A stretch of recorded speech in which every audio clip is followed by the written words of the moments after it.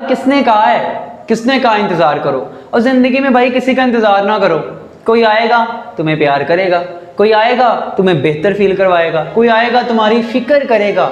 भाई खुद से प्यार करो, खुद से प्यार करो ना। कभी कभी अपने लिए टाइम निकालो, खुद ही एक कप चाय बना लो, अपने फेवरेट कप में डाल लो, घर के किसी हसीन कोने में बैठो, एंजॉय करो, खुद ही को डेट पे ले जाओ, शॉपिंग करवाओ, एंजॉय करो खुद को।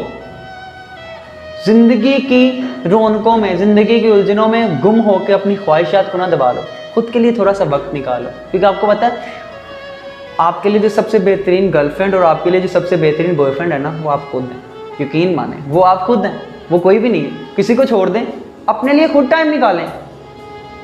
अपना सेल्फ तो आपका अपना ना, धोखा दे जाते हैं किसी के साथ कैसे दोस्ती, खुद से दोस्ती कर लो। क्योंकि यकीन माने सबसे बेहतरीन दिलासा और थपकी आप खुद।